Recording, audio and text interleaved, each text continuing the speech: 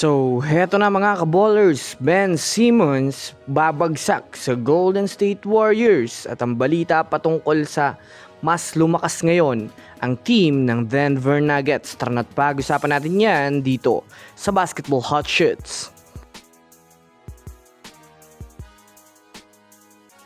Sa ngayon nga matapos pumirma si DeMar DeRozan sa Denver Nuggets sa veteran minimum contract, nagkaroon nga ang Nuggets ng pagkakataon na mas lumakas pa dahil mas nadagdagan nga po sila ng another mid-range shooter na masasabi nating kayang magdomina sa laro. Nasasamahan mo pa ng kanilang mga superstar Jamal Murray, Nikola Jokic, Cameron Johnson at Aaron Gordon. Diyan pa lang mga kaballers, masasabi na nating sobrang lakas nga talaga nito dahil bukod sa marami silang 3-point shooter, nadagdagan pa sila ng mid-range shooter. Na yan naman nga po mga kaballers ang pinakakailangan ng isang team sa liga. Kaya naman pinag-uusapan ngayon sa West na Nuggets ang biglang tumaas sa pwesto ng mga team na mayroong malalakas na player na nakuha. Dahil nga dyan parang hindi lang nga po naramdaman ng Nuggets ang pagkawala ni Peyton Watson sa kanila.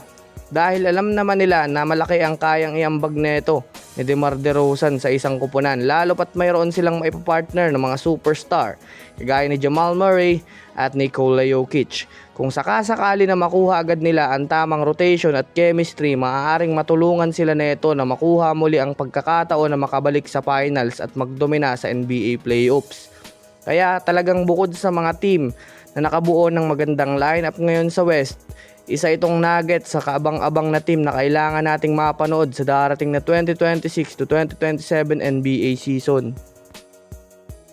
Sa kabilang banda naman, sa kalagitnaan ng pagiging free agent ni Ben Simmons dahil nga sa wala pa masyadong nagbibigay na interest kay Simmons ngayon na makuha siya, literal na wala pa nga siyang team na masasalihan. Dahil mukhang ayaw na rin naman ng Clippers mga kaballers na kunin siya pabalik dahil na rin naman sa lack of impact nga po mga kaballers. Kailangan nga ng Clippers ngayon mga kaballers ng at least isang superstar na makakatulong pa sa kanilang team sa darating na bagong season.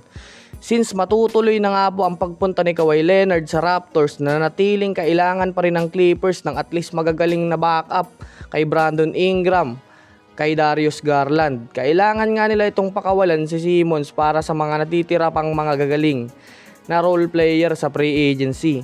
Ayon sa report, pwede nga itong si Simmons bumagsak sa Warriors, lalo pat mayroong sapat na assets ang Warriors ngayon para magbigay ng medyo maayos na pera kay Simmons, since wala nga forward ang GSW na medyo kilala at veterano. Si Simmons ang maaaring bumagay dito ngayon sa Warriors pagdating sa second unit. Lalo pat sa laki ng fanbase ng Warriors, marami ang pwedeng sumuporta kay Simmons at mag-udyok na magpabalik ng kumpiyansa nito. Matangkad din itong si Simmons maaari pa itong mapakinabangan ng Warriors sa front court. Kaya anong masasabi nyo dito mga kaballers? I-comment nyo na yan sa ibaba.